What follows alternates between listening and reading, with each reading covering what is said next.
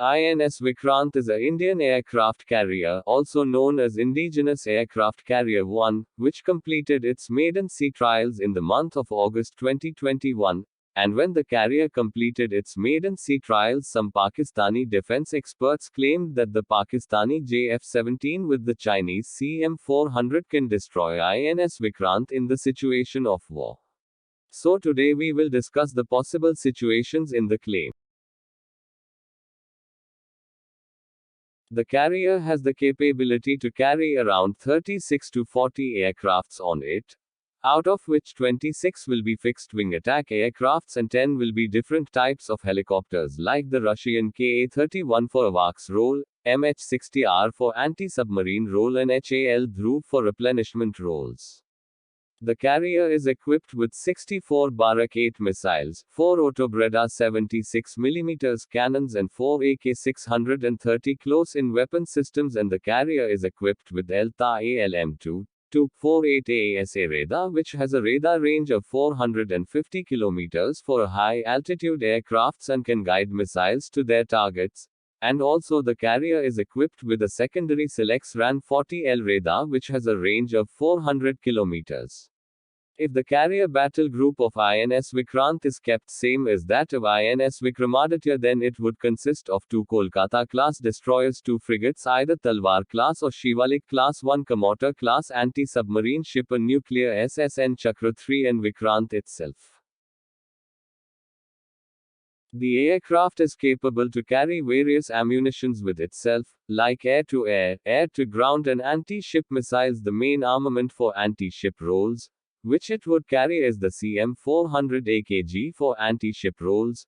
Pakistan have ordered for 60 CM-400 AKG missiles that will be equipped on the Chinese JF-17 Thunder.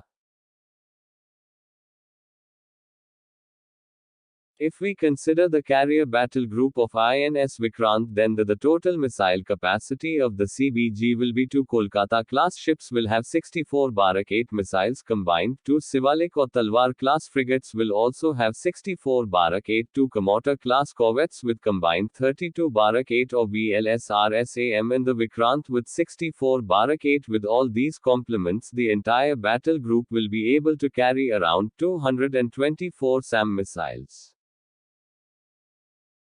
Each Pakistani JF-17 can be deployed with 2 CM-400 AKG anti-ship missiles. Each missile has a warhead of 250 kg and have a range of 250 km with a speed of 2.5 to 3 Mach 1. CM-400 will weight 900 kg, so 2 will weight 1800 kg. One fully fueled drop tank of JF-17 weighs 800 kg, so 2 will weight 1600 kg. Total weight for 2 missiles and 2 drop tanks weight 3400 kg, and the weight carrying capacity of the JF-17 is itself 3,700 kilograms. Since the CM-400 is an air-launched anti-ship missile which follows a ballistic missile trajectory, the missile has to be launched from a height of minimum 36,000 feet to 40,000 feet. And since the carrier battle group will be deployed at far distance from the Pakistani shores, the JF-17 would have to carry more fuel in the form of drop tanks to increase its combat radius.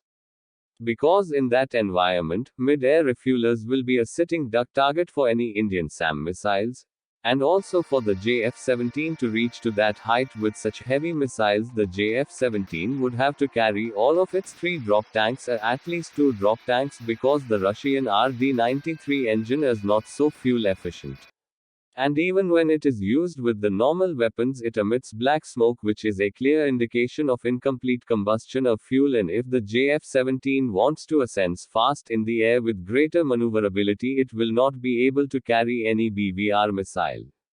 The missile which the JF-17 can carry for additional safety is only PL-10 and PL-5, which weighs less than 90 kg and can be stationed on the wingtips of the aircraft, but these missiles have the range of only 20 km each.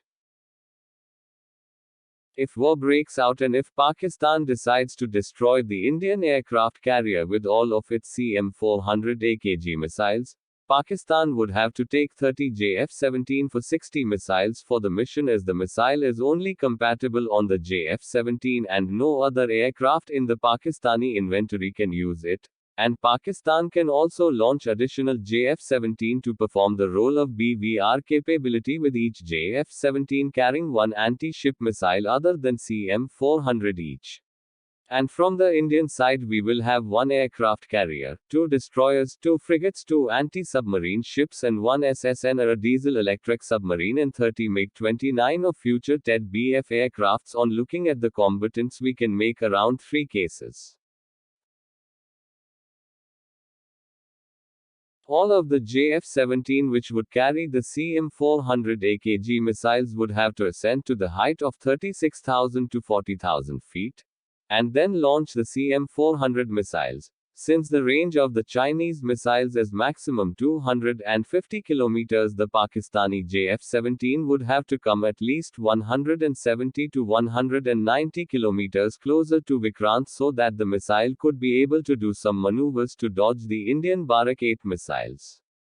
But if we consider the Indian carrier alone, the carrier is equipped with ELM 2248 AESAMF radar, which could detect the Pakistani JF-17 at a range of 450 kilometers, so the carrier would have additional 5 to 10 minutes for preparing all of its 64 Barak 8 missiles, and will also be able to launch about 5 MiG-29K in that time period. And each MiG will be with 4 BVR missiles, which totals to 20 BVR missile. But if we see the carrier upper deck thoroughly, then we would find that the carrier is able to deploy 12 aircrafts on its upper deck.